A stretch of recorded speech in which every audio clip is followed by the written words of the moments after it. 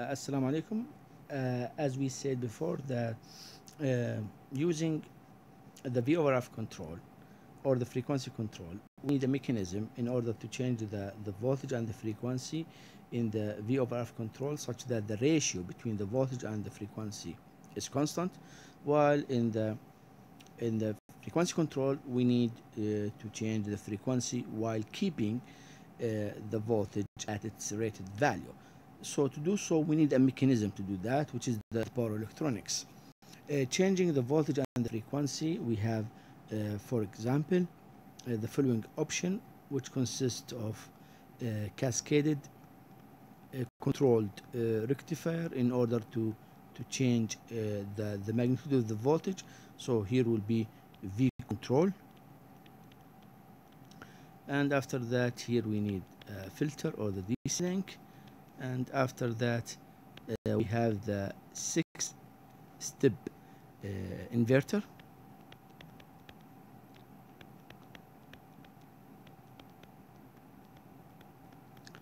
in order to change the frequency. So here F control, and the motor will be connected to the inverter side, and this is the induction machine. Now, under the assumption here I'm having 3 phases. Now this configuration is bulky and expensive and need 2 control signals. Another option, which is more cheap, is to use the pulse width modulated inverter. So simply, either I'm having a DC or I'm having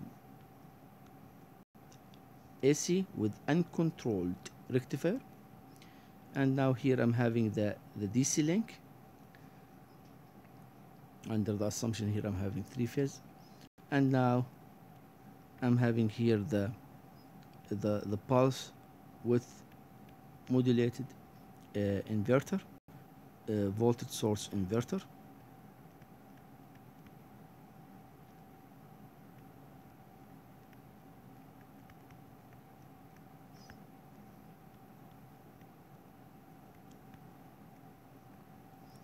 And here we can control the voltage and the frequency.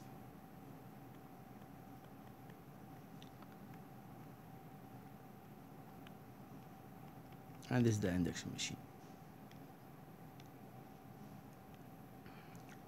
So in implementing the V over F or the frequency control, we will go with the voltage source inverter. The voltage source inverter. And to do so, we have open loop V over F. In open loop V over F, let's assume that here we have omega reference, and the omega reference will go to the V over F curve, and this will give us the reference voltage. And simply here, if we integrate the speed, we are getting theta reference. Now we have the amplitude, and we have the phase. So here we can generate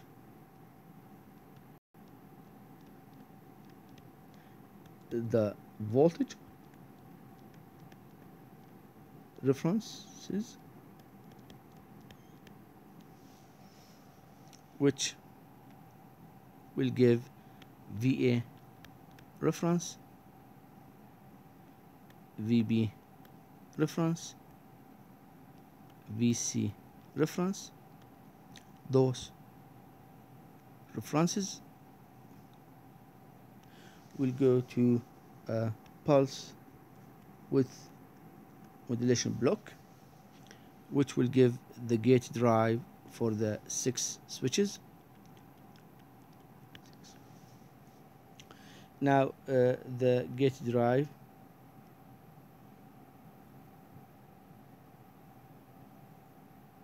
can be used in order to interface the logic circuit to the power circuit.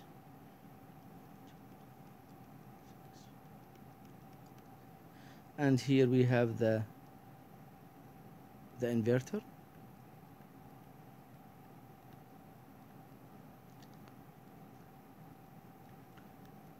and the machine is connected here, induction machine.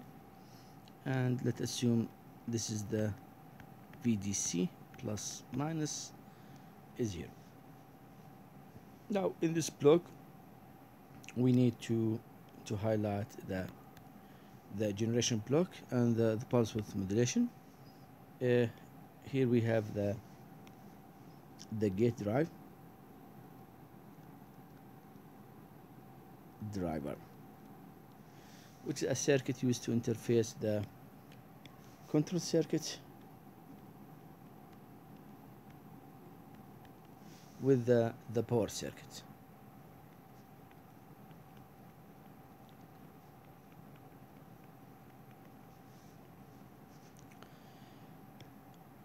So now I will discuss with you how to build the reference signal, and after that we'll highlight the pulse width modulation. So in the reference signal, given Vs star and theta star, then Va will equal, if this one is the maximum value, it will be used. Otherwise, if this one is the RMS value, I will multiply it by square root of 2. Let's assume that the V over F, the voltage that's used is the maximum. In this case, this will be Vs star sine theta star, and Vb star will equal Vs star, the reference, sine theta star minus 2 pi over 3, and Vc star will equal Vs star sine theta star plus 2 pi over 3.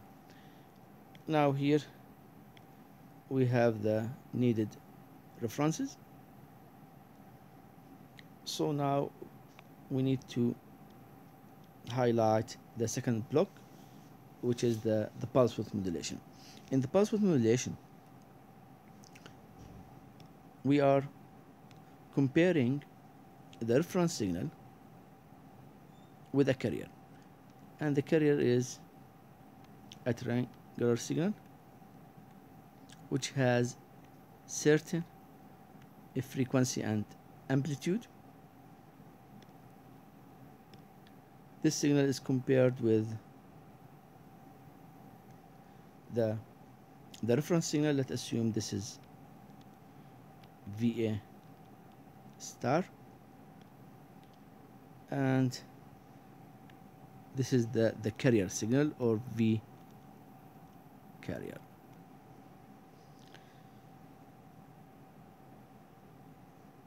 Now the voltage source inverter consists of 6 switches. So for the inverter, for the inverter here, it consists of 6 switches.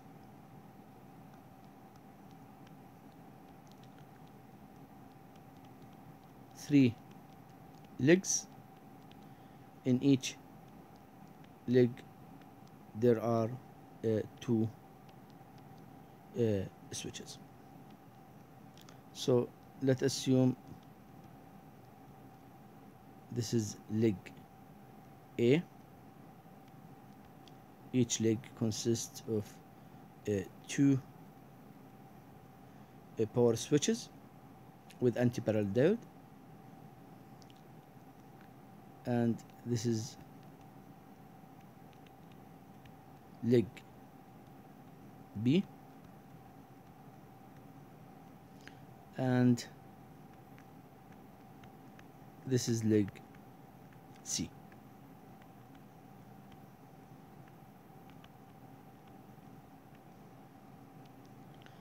It's the plus minus, or sometime we call it the positive and the negative.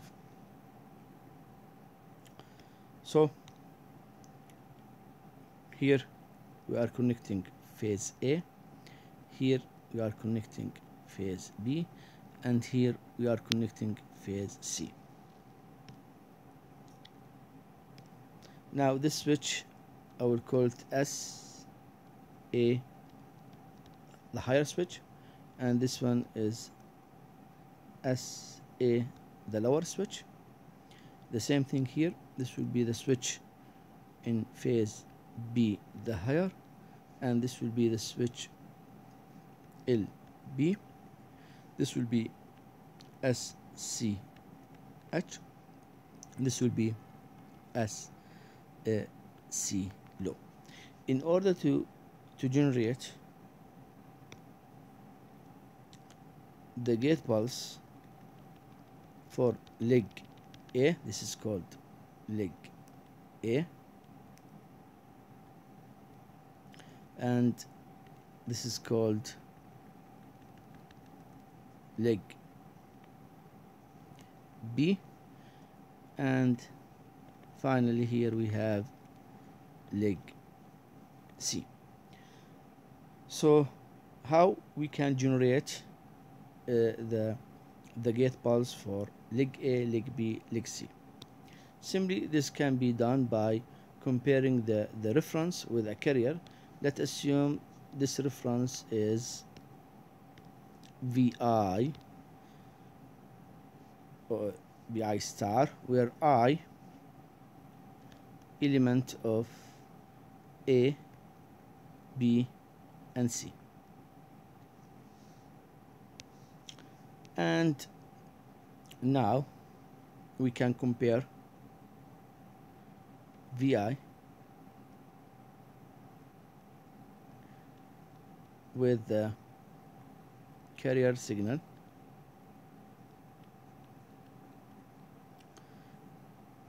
and if VI greater than the carrier, then SI high will be 1. The complement of that will generate the gate pulse for the lower switch.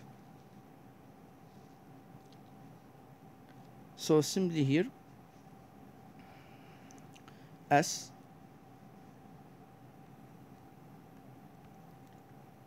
is equal to 1 if V star greater than V carrier or equal, and 0 else, and 0 else.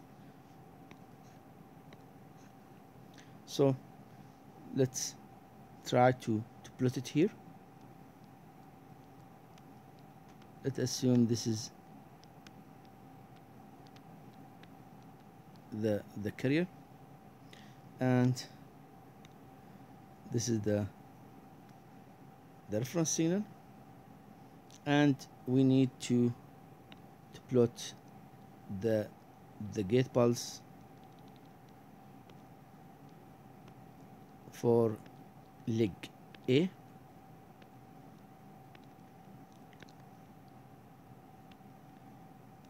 So now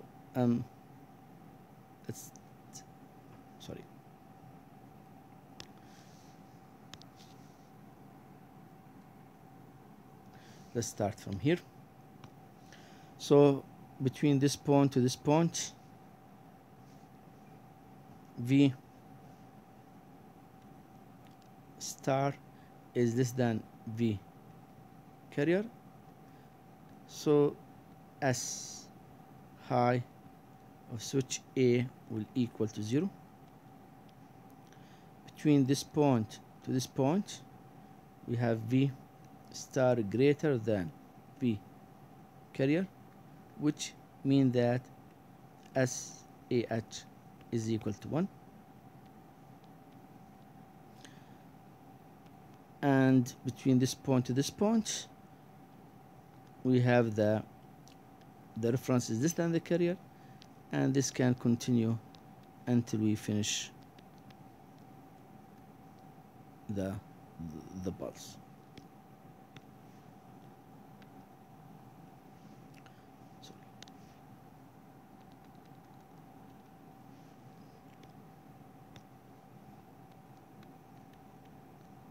And so on. So this will be the SHI, under the assumption that in general this is V star of I, and in the same scenario we can calculate SLI, which is the complement. So here I'm using this curve,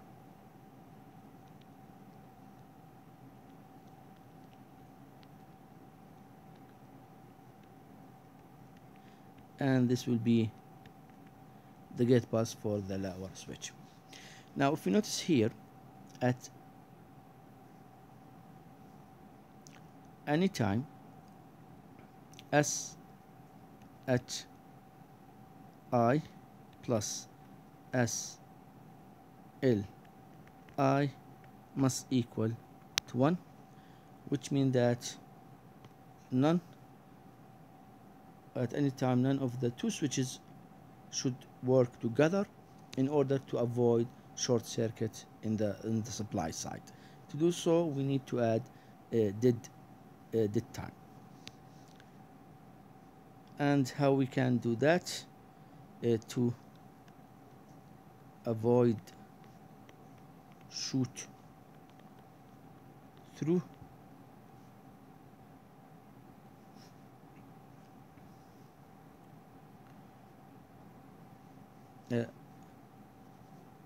we can, or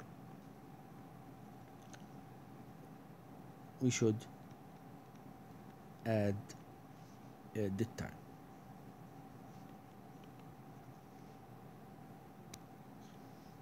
And simply how we can do that, if this is the gate pulse S, H, or whatever, L or H, let's assume we are discussing here HI, we delay this one by the dead time, let's say Z of minus D, then pass it through logic and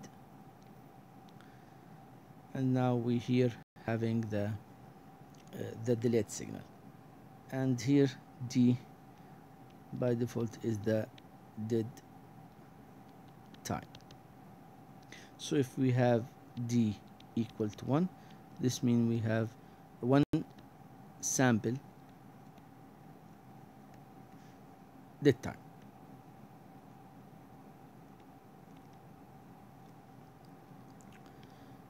And to make it